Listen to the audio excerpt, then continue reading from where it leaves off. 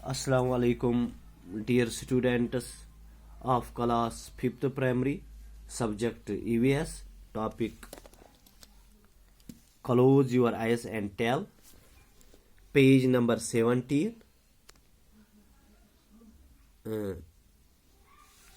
Close your eyes and tell. तो ये activity करें तो तु करन पनुन अच करें बंद तो पछ वनुन collect some few food items having different kind of taste. Play a game with your friends like Madhu and Radha did. तो तु करन यम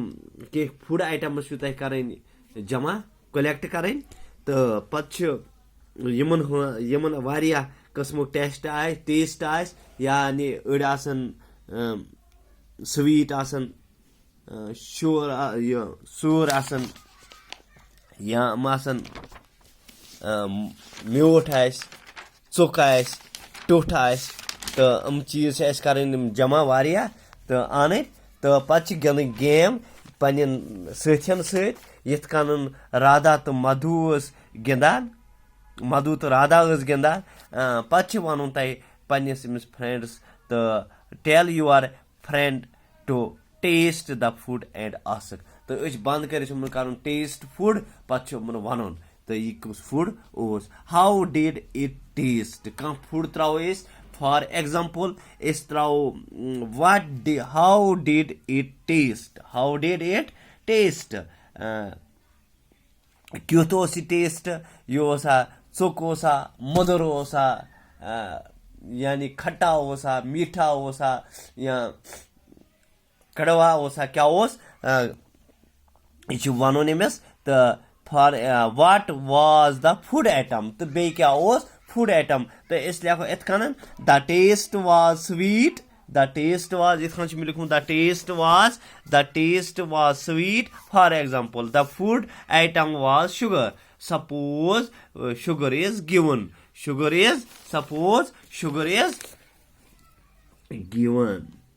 अगर sugar for example suppose sugar is given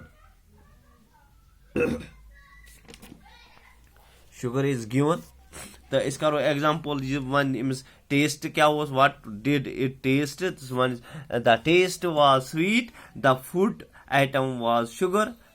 suppose food sugar is given तो पे इथे कन वो on which part of the tongue could you get the most taste in front at the back on the left or right side of the tongue तो on which part of the tongue could you get most taste ज्यादा test कत पे तुम करान टंग कत हिस्सस पे कत जव हंदिस कत हिस्सस पे मे पे क्या वन एड इन फ्रंट ब्रोट कन बैक राइट साइडा लेफ्ट साइडा तो अस लिखो तुम पता यह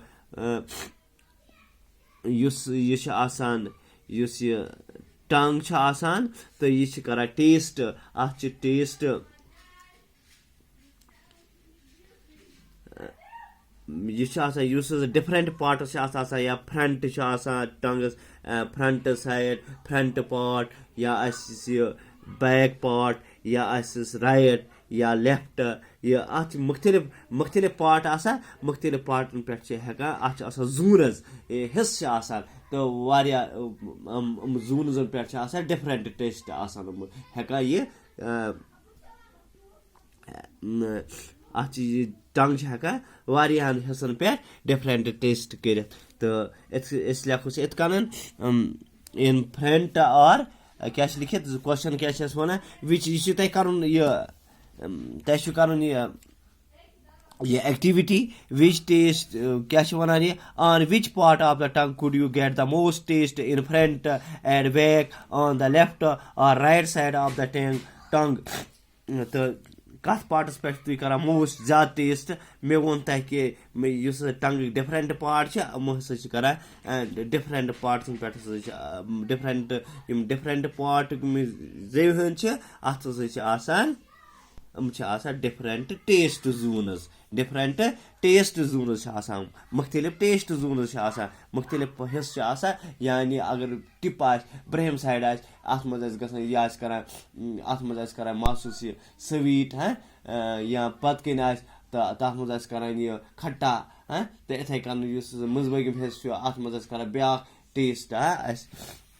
ब्या टेस्ट जोन गो यह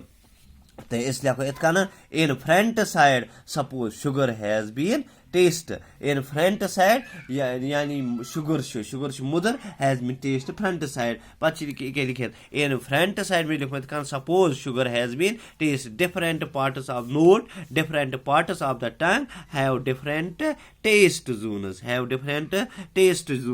पे वन यह which taste could be made out on which part of the tongue. Mark these parts on the picture given. Yus picture se dit yim yan ashe at likhun kam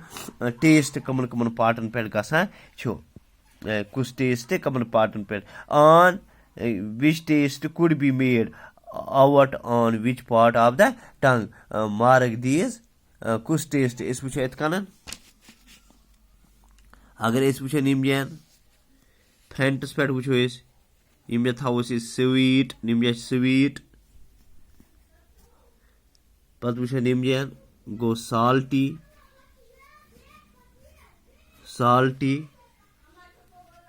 मे थो sure निम गोस bitter तो इत लिखो तो गो यमुक which taste could be made one at time put some things to eat in other parts of the one at a time put some things to eat in other part of your mouth under the tongue on the tips on the roof of that mouth. Did you get any taste there? Did you get any taste there? No, I could not taste anything. No, I could not taste anything. तो ऐसा कौन करे कहीं test कह चीज it is because we get the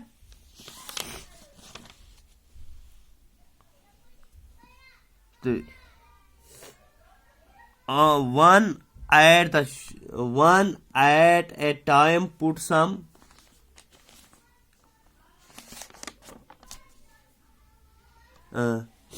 one at the time put something to eat in other part of your mouth under the tongue on the tip on the tips on the roof of the mouth. Did you get any taste there? No. Pachi wana biak alikho no. Pachi biak wana use a clean cloth to wipe the front part of your tongue so that it is dry. Put some sugar or jaggery there.